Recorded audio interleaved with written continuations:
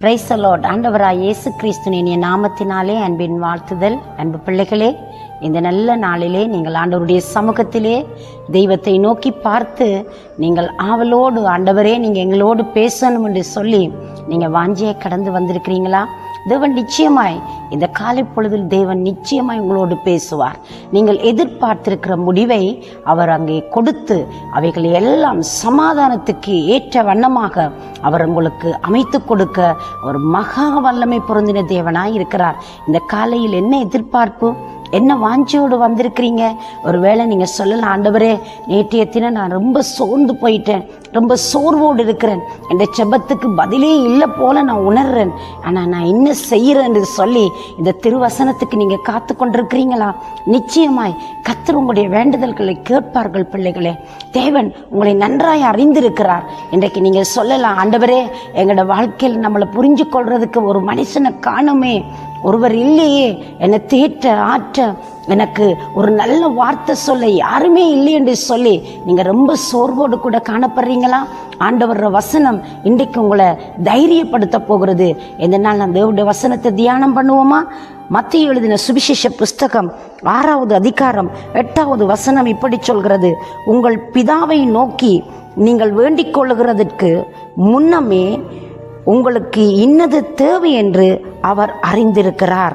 உங்கள் பிதாவை நோக்கி நீங்கள் வேண்டிக் கொள்கிறதற்கு முன்னமே உங்களுக்கு என்ன தேவை என்பதை உங்கள் பிதா அறிந்திருக்கிறார். உங்களை படைத்த ஆண்டவர் அறிந்திருக்கிறார். பாருங்க, இப்போ நம்மளோட பிள்ளைகளை எடுத்துக்கொள்வோமே.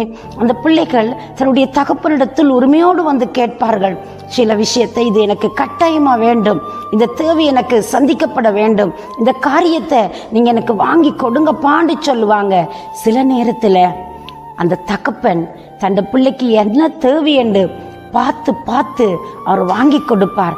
அவன் ஆசைப்பட்டது, அவன் விரும்புறது, அவனுக்கு எது தேவை என்றெல்லாம் அந்த அப்பா தன் பிள்ளையை குறித்து தான் நினைச்சிருக்கிற அந்த நினைவுக்கு ஏதுவா எதை கொடுத்து என்கரேஜ் பண்ணணும்னு சொல்லி நினைக்கிறாரோ அந்த காரியத்தை தகப்பன் தானாய் தேடி போய் அற்புதம் செய்கிற நல்ல கர்த்தராய் இருக்கிறார். பிரியமானவர்களே, என்றைக்கும் கூட நீங்கள் கேட்கலாம், ஆண்டவரே எனக்கு நல்ல அப்பா இல்லை, அம்மா இல்லை, நல்ல சகோதரங்களில் யாருமே எனக்கு இல்லை என்று சொல்லி, என்னை என்கரேஜ் பண்ணுறதுக்கு யாருமே இல்லை என்று சொல்லி நீங்கள் மன சோர்ந்து போயிருக்கிறீங்களா?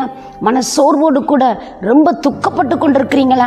ஆண்டவர் உங்களை பார்த்து சொல்கிறார், உண்ட வாயிலிருந்து சொல் பிறக்கிறதுக்கு முன்னமே நான் உண்ட இருதயத்தில் இருக்கிற காரியத்தை நான் அறிஞ்சிருக்கிறேன், உங்கள் பிதா அறிந்திருக்கிறார், உங்களுக்கு பதில் செய்வார் என்று சொல்லி இந்த அழகான வசனம் நம்மளை உற்சாகப்படுத்துது. எந்த முயற்சி எடுத்து நீங்கள் தோற்று போய் இந்த முயற்சி கைகூடுமா, இந்த முயற்சி என்னுடைய வாழ்க்கையில் நடக்குமா என்று சொல்லி நீங்கள் பல கேள்வியோடு கூட இருக்கலாம். பிள்ளைகளே, இன்றைக்கும் தேவனுடைய வசனம் உங்களை தைரியப்படுத்துகிறது. உங்களோட முயற்சிக்கு நிச்சயமாய் ஒரு பதில் உண்டு. உங்களோட மன கிளேசத்துக்கும் அங்கலாய்ப்புக்கும் நிரந்தரமான ஒரு தீர்வு உண்டு.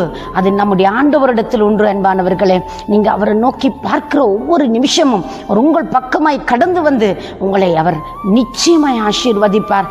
ஏன் நான் அப்படி சொல்லுகிறேன் தெரியுமா? நம்மளுக்கு ஆண்டவரை தவிர இந்த உலகத்தில் எதுவுமே இல்லைங்க.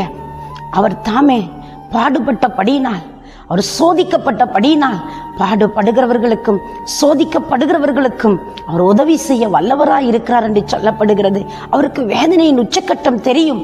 வேதனையின் விளிம்புகளுக்குள்ளாய் அவர் கடந்து சென்றிருக்கிறார். மிகவும் நெருக்கப்படுதல், ஒடுக்கப்படுதல், தள்ளிவிடப்படுதல், தனிமை என்கிற பலவிதமான அனுபவங்களையும் நம்மளை போல பாடுகளை அனுபவித்த ஒரு பிரதான ஆசாரியன் நமக்கு உண்டு. அன்பானவர்களே, இந்த நல்ல நாளிலும் நீங்கள் படுகிற பாடுகளை பார்த்து உங்களுடைய விண்ணப்பங்களை கேட்டு உங்களுக்கு பதில் அருளி செய்வதற்கு அவர் வல்லமை உள்ள கடவுளாய் இருக்கிறார். உங்களுடைய விசுவாசம் தளர்ந்து போக வேண்டாம், நீங்க சோர்ந்து போக வேண்டாம், மன கிளேசம் அடைய வேண்டாம், உங்களுடைய மனம் பாதிக்கப்பட வேண்டாம். உங்களுடைய ஆண்டவர் இன்றைக்கு நீங்க மனதில் நினைச்சு அந்த காரியத்தை குறித்து மனம் அடிவாகி சோர்ந்து போய் ஒரு மூலையில உட்கார்ந்து கொண்டிருக்கிறீங்களா? இரவு முழுவதும் கண்ணீரை வடிச்சு கொண்டே இருக்கிறீங்களா? எனக்கு தேற்ற ஆற்ற எந்த மனுஷனும் வரையில்லை என்று சொல்லி ஒரு மிகவும் விரக்தியோடு கூட காணப்படுறீங்களா? இந்த நாள் நாளிலே அவருடைய வசனம் உங்களை தேற்றுறது. அவர் உங்களை முன்னமே அறிந்திருக்கிறார். உனக்கு பதில் கொடுக்கும்படி அவர் பக்கமாய் கடந்து வந்திருக்கிறார். இருதயத்தை திறந்து கொடுத்து, தெய்வம் என் வாழ்க்கையில் வாரும். நீங்க எப்பேற்பட்ட நபராய் இருக்கலாம், யாருக்கும் நீங்க உதவாத ஒருவராய் இருக்கலாம், எல்லாரும் தள்ளிவிடப்பட்ட ஒரு பாத்திரமாய் இருக்கலாம். நீங்க கேளுங்க, என்னை படைத்தவரே, எனக்காக ரத்தம் சிந்தினவரே, எனக்காய் மரித்து 3ஆம் நாள் உயிரோடு எழுந்த இயேசுவே, என் உள்ளத்தில் வாரும், எனக்கு ஒரு அற்புதம் செய்யும் என்று சொல்லி நீங்க கேட்டு பாடுங்க. உங்களோட மனதில் இருக்கிற எல்லா காயங்கள் ஆற்றப்படும், கண்ணீர்கள் துடைக்கப்படும், ஏக்கங்கள் தீரும், எதிர்பார்ப்புகள் நிறைவேறும். உங்கள் தேவன் அப்படி உங்களுக்கு அற்புதம் செய்து உங்களை கனம் பண்ண வல்லவராய் இருக்கிறார். நான் உங்களுக்காக பிரார்த்திக்கலாமா? நீங்கள் இறைவனை நோக்கி பாருங்கள். பரிசுத்தம் நிறைந்த நல்ல ஆண்டவரே, இயேசுவின் நாமத்திலே உம்மை நம்பி இருதயத்தை திறந்து கொடுத்து உம்மிடத்திலே வந்திருக்கிற ஒவ்வொருத்தருக்கும் நீர் ஒரு அற்புதம் செய்யும்படி நான் செபிக்கிறேன். ஆண்டவரே, நீர் ஒரு அதிசயம் செய்வீராக. தெய்வமே, உம்முடைய பிள்ளைகளை கனம் பண்ணி காக்கும்படி நான் செபிக்கிறேன். தேவரே, நீர் பத்திரமாய் பாதுகாத்துக் கொள்ளும். உம்முடைய கரங்களுக்குள் முற்று முழுதாய் ஒப்புக் கொடுத்து இயேசுவின் நாமத்திலே ஆசீர்வதித்து செபிக்கிறேன் எங்கள் ஜீவன் உள்ள நல்ல பிதாவே. ஆமேன், ஆமேன். தேவன் தாமே நிறைவாய் உங்களை ஆசீர்வதிப்பாராக. God bless you.